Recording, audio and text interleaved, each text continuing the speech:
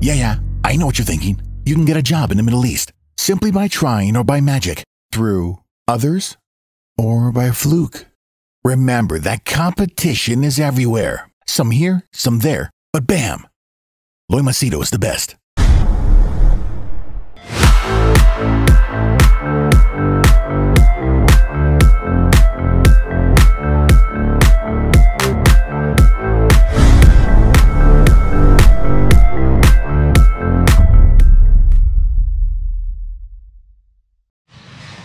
All right, in this video I'm going to share with you a real life incident that happened with my client. I wanted to share this before, but my client requested not to.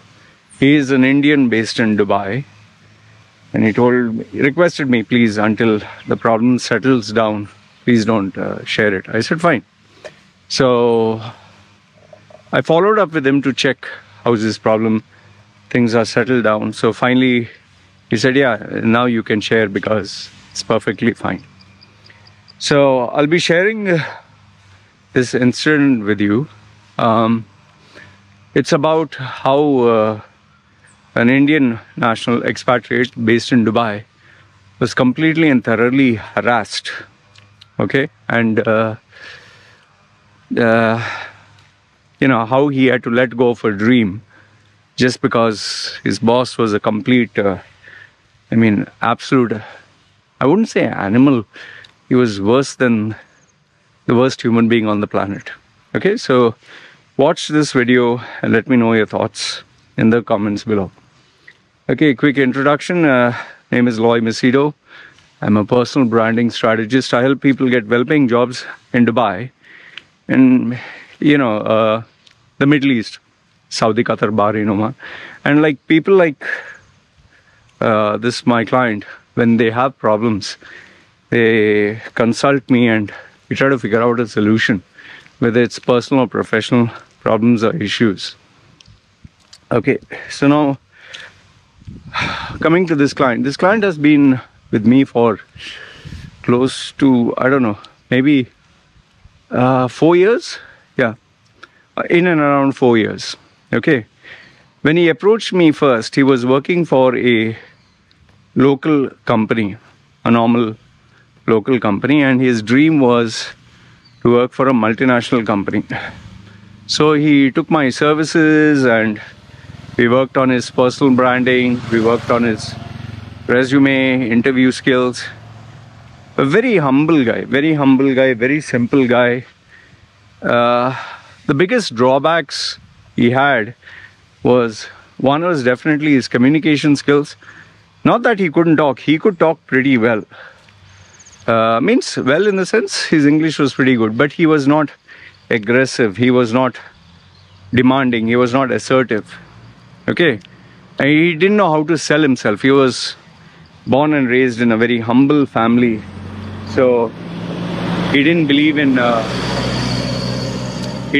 showing off or marketing himself.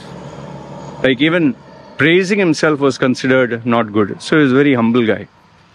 And on top of that, his body language, he was, always a nice guy. And I told him, being nice is not going to help you. You need to project yourself like an alpha male, like not like an Andrew Tate, but at least learn to network and sell yourself. So we worked on his skills and worked on his personality, and lo and behold, I guess the timing was right, and he managed to get a job in a multinational company. And this was his dream company. It was one of his dream companies. He had around 6 or 7 of them. Like they say, if you are prepared, well prepared, you will get lucky. So he tried hard, he worked hard, he got the job. So after he got the job, we have accomplished our task and congratulations and fine. So he started work. I thought like the contract was over, but next thing you know, after a few months, yeah, he Said, sir, I would like to take your services again. I said, what is it that you want to focus on? And that is where he told me that he was going through a lot of stress and pressure in this new organization, this multinational company. So I told him, it's part and parcel of life. When you work for a new company, obviously you'll go through pressure. He said, not like that, sir. He's saying, this boss, he doesn't like me so much. Okay. So obviously I probed into it after he booked a session, and found out that this guy is from an Arab country, and he doesn't like Indians so very much.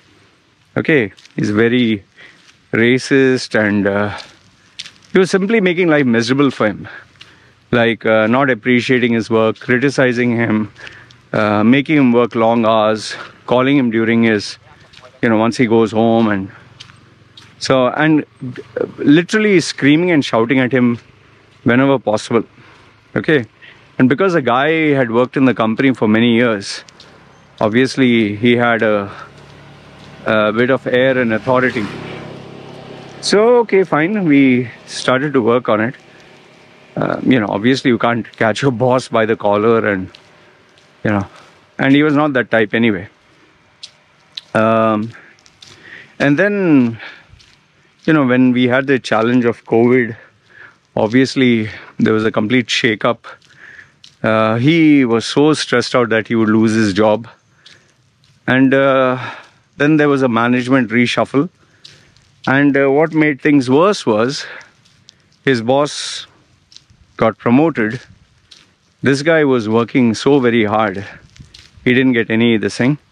And after he got promoted, the guy who was his boss employed one of his own guys below as his boss. And his treatment was even worse. Okay.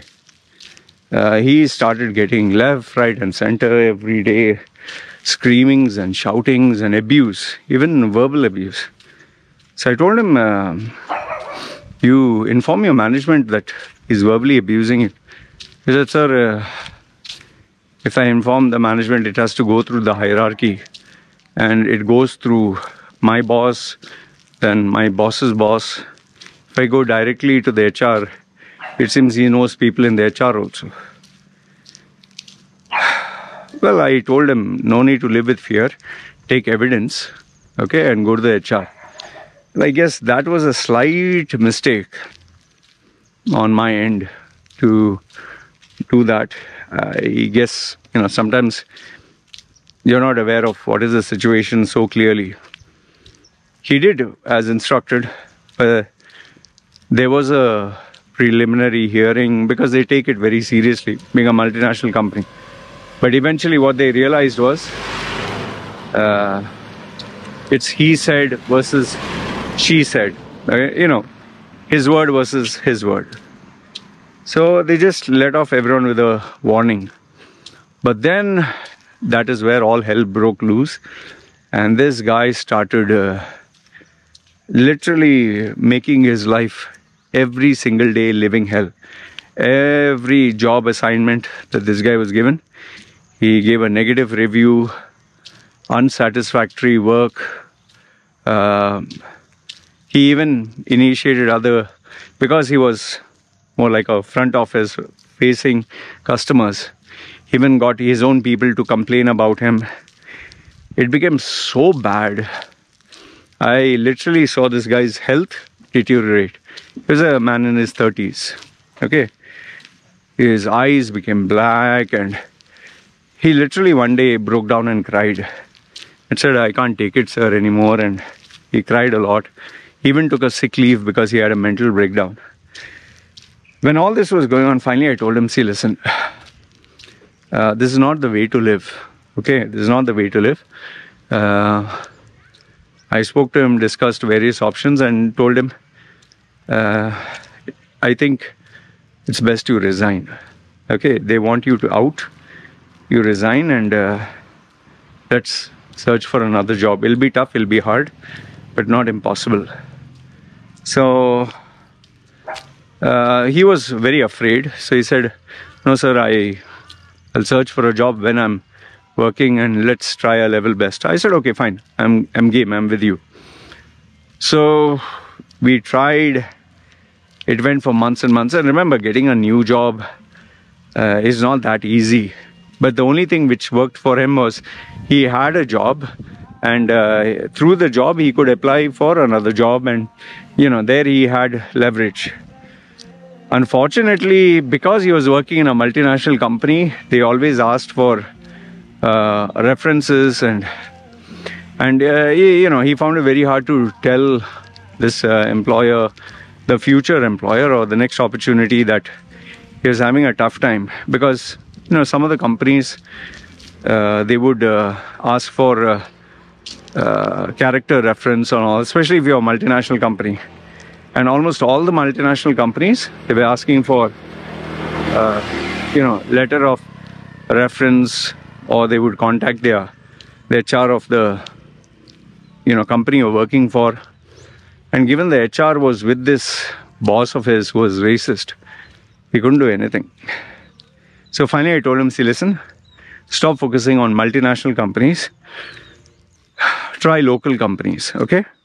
And more specifically, I told him, try startups, because startups, they are a little bit more flexible in all these matters. So we changed our strategy once again, and we tried local companies, and most importantly, startups. See, remember, there's no one size fits all. It's constantly about trying new things, okay? So here we started a new strategy, and once again took time. Interviews came a little bit easier because he had multinational company experience, and a local company would always like a candidate with multinational company experience. This went on for some time, until finally one day he got a senior gentleman who by some coincidence worked for the same company ages ago. And during the interview, the final interview, the owner asked him, the same guy who worked with her, tell me the truth, why you're leaving that company? There you have a multinational environment, multicultural, you'll stand good on your CV, you have a decent salary package. Oh, by the way, the package that he was offering him was a little bit lower. He said, so it doesn't make sense. And, he had followed my instructions when I told him, when you feel that you can't bullshit or this thing, you can't cover it up, tell the truth. What is the worst that will happen? Guy will tell you, sorry, you're rejected. So he told him the truth of what it is. The owner didn't say anything much. He kept quiet. He said, okay, I'll get back to you. Within a week, he got a call back, and he said, fine, let's work on your employment this thing to get to join my company, okay? And let's start. Let us see. I'll keep you on probation because I need to be sure. He said, okay, fine. Once again, he was in touch with me. I told him, don't be afraid. Take one step at a time. Fortunately, they didn't put a ban on him. They let him go. And he started to work. And that was when I wanted to share the story. Now, it has been a couple of months. I don't know, like 8-9 months since he's working with him. And, he was very happy to tell me that he got a senior designation. Like before he was executive, he wanted a job as a senior executive. Instead, the owner gave him manager for the department that he was in. And initially, where he had agreed for a low salary, now he gave him the same salary he was getting in the multinational company. This is a dog. can see a dog? Oh, there he is. Hi, doggy. Same doggy last time. How are you doing? So the guy now, what was I saying? Yeah. So now the guy, senior position, manager, same salary. The only drawback to this was, his job was literally 6 to 7 days a week. He had to even work on his off days. But the good thing was the owner would compensate him. And the reason for working on the off days is because when you work with a startup, there's a lot of work to be done. It's not easy. So he's literally working 7 days a week and long hours. So I asked him, like, are you upset? Are you feeling bad? Because before you're working 5 days a week. He said, no, sir, I'm so happy. I'm so happy. He's saying, because the owner talks to me with a lot of respect. The owner is very nice to me. He doesn't ill-treat me. He doesn't disrespect me. He doesn't insult me in front of others. He's always nice to me. So, and the good thing was, as the owner would trust him more, he started giving him more responsibilities, and he would also train him. In fact, the owner would take him along to conferences, events, because the owner of the company has to be the salesman also. So he became more like a father figure, like a mentor. And though this guy looked really tired, I could make out from his face, his eyes were really black, and he had put on a lot of weight. Hi, doggy. Remember, when a dog comes running towards you, don't run. Walk towards it. The dog will stop, because if you run, then he'll chase you. So this dog, see, now he's walking towards me. If I were to walk towards him, you can see he's afraid. Because when you walk away, he'll be like, oh, I'm the alpha dog. But if you run, he'll be like, now I will teach you a lesson, because he senses fear. But if you stand your ground and you face it, or you start walking slowly towards it, it's like, no way, man, I don't want. But be careful, don't approach a trained dog or a military dog or a canine. Then you better get yourself a nice insurance policy, and better check into the emergency. See how they've cut the grass? See, here they've cut, there they have not. When I'm walking, just check. Here they've cut all the grass. There. Oh, there's even a tree. By the way, they'll be cutting down all this, huh?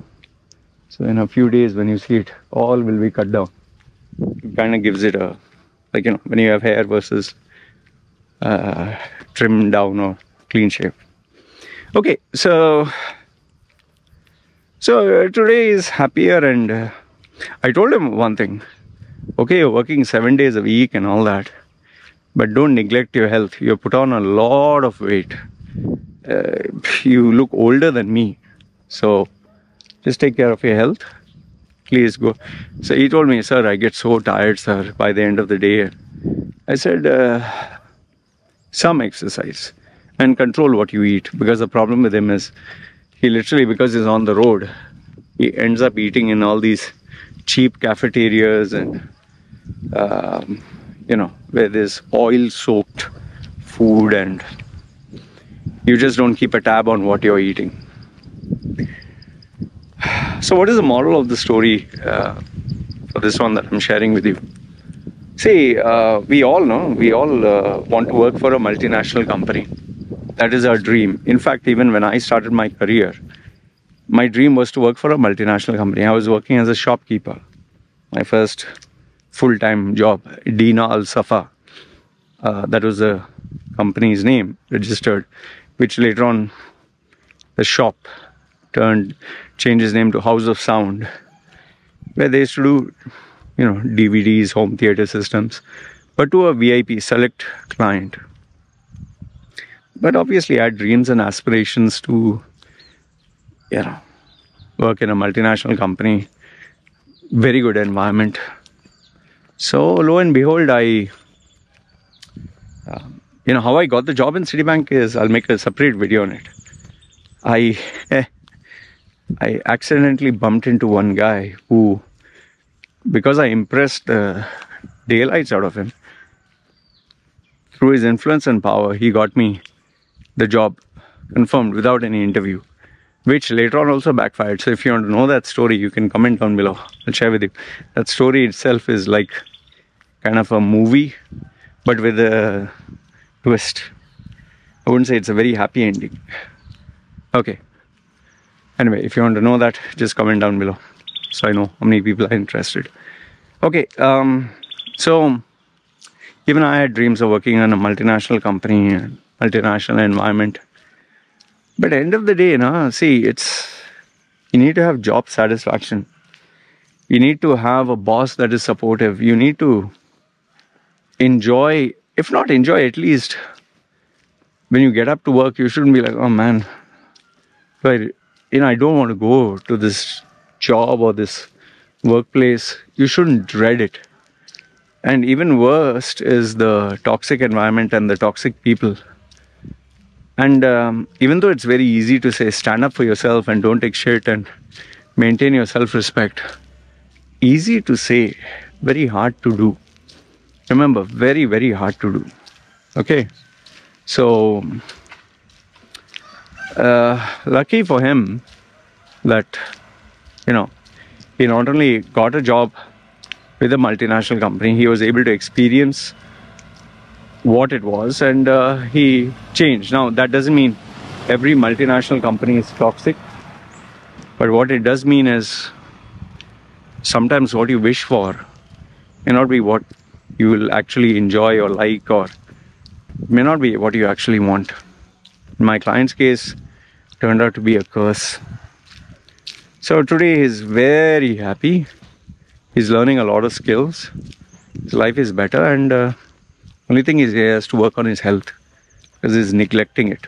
So he's putting on weight. So please take care of your health always, because money you can make. Health, if you destroy it, if you can't get it back.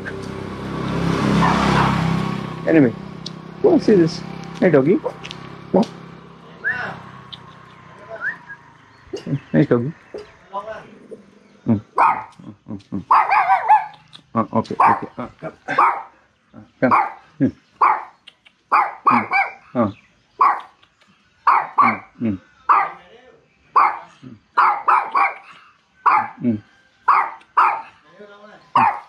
Like up. Yeah. เท่งไม่ครับเร็วนี่เท่งชื่อเท่งครับเท่ง No, I have no problem. Okay, thank you. So, I like dogs.